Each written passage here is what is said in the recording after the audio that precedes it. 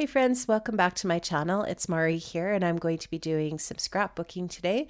I'm going to be doing a 12 by 12 layout and I'm going to be using a cut file and some mixed media.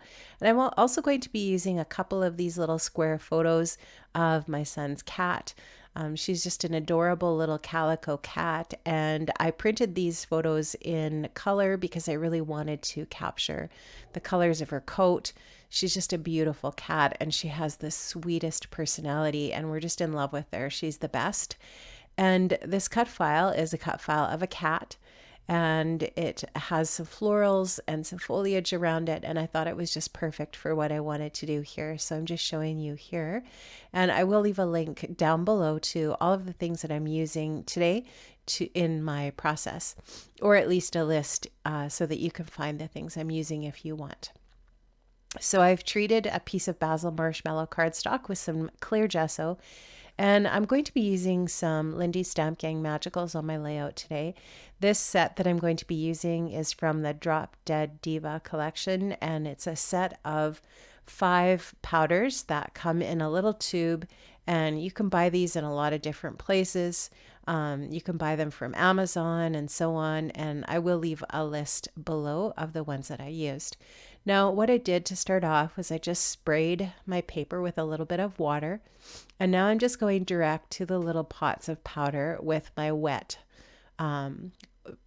brush. So I'm just taking my wet brush. I'm just making sure that there's not too much moisture on it. I'm just taking the moisture out of it on some paper towel, dipping it into the powder, and then taking that powdered brush over into the water that's already on the paper and just spreading it around, adding a little bit of water as I need to. But you can see how the magicals just have a lot of different colors mixed in with them. I've used these quite a bit in art journaling, and they're so much fun to use. And it just creates this really beautiful, super shiny base for your layout. And so I'm going to add the yellow, the blue. I'm going to add the pink, which in this collection is called High Maintenance Magenta. And I love that. It's so vibrant. And I love that when it mixes with that yellow, it kind of creates an orangey tone. And I'm going to actually add some magicals that are still on my watercolor palette from a previous project. Now, what I wanted to do here was just dry them up using my heat tool. I'm not going to show you all of the drying. Once that's dry, I'm going to add some more. But meanwhile, I just kind of want to see how big I really want this to be with my cut file. I did mark out with a pencil where my cut file kind of was going to be on the paper beforehand, and that helps a little bit with the placement of the cut file. Now I'm just taking a small brush and I'm doing some really fine splatters, and here you can see I'm picking up some of that color that dried in my watercolor palette from my last project that I was working on. I just want to use those up. I don't want to waste them, so I'm just going to use those for my splatters.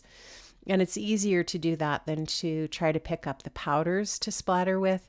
It's just already mixed up there in my little palette. And I'm just taking now some paper towel and dabbing up the excess so that my little splatters aren't as dark. I just want them to be really muted.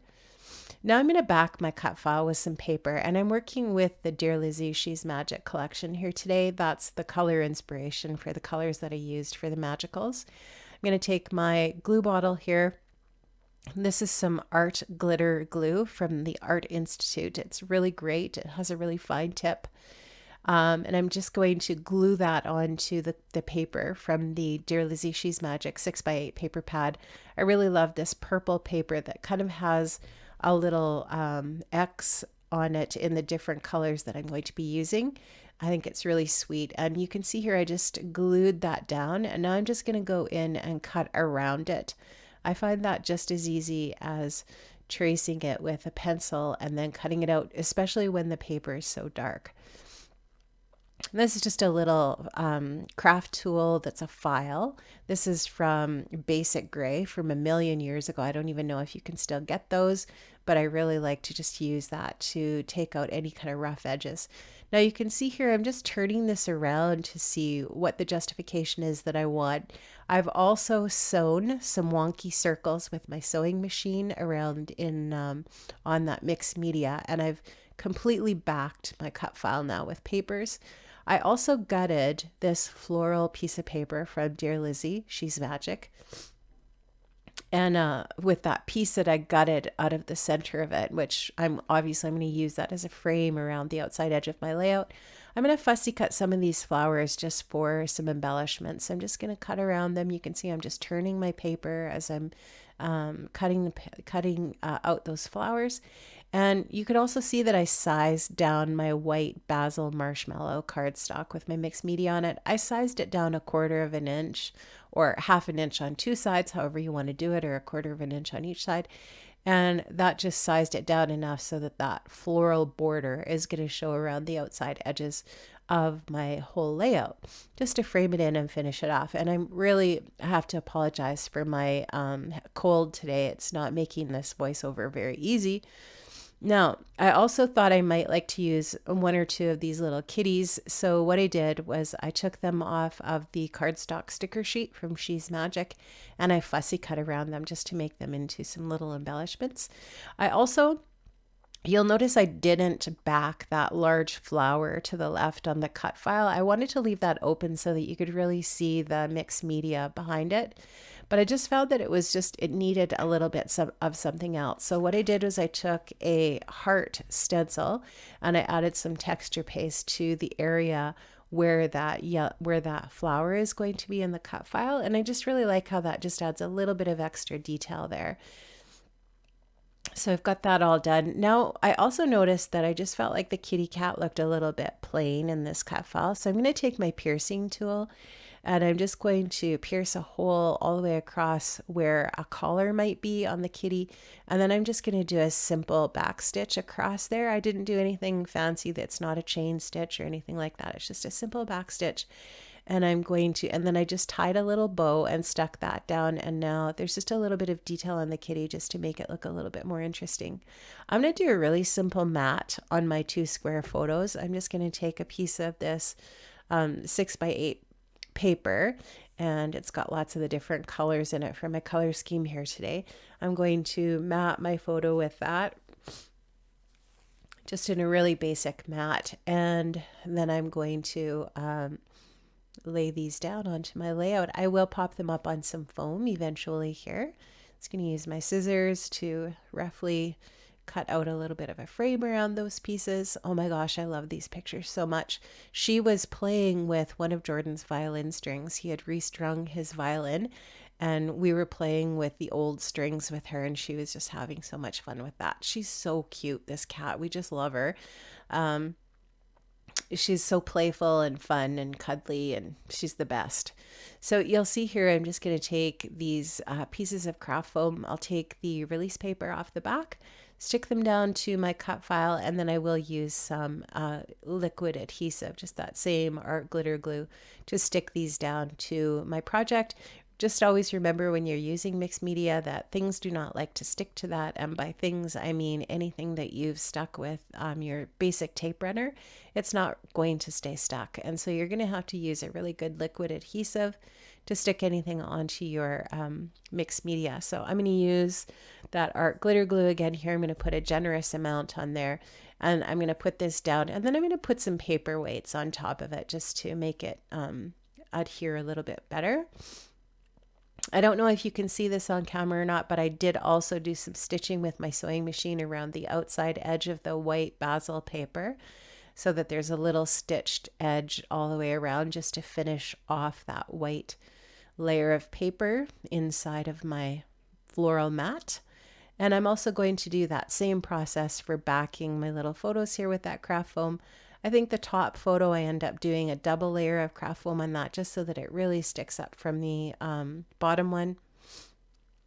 I also added that heart texture paste to the right of the cut file on the layout in the white area. I added it to where my photographs are as well at the bottom, so that there's stenciling in a few areas on the white space, just to make it just to give it some texture and make it look a little bit more interesting.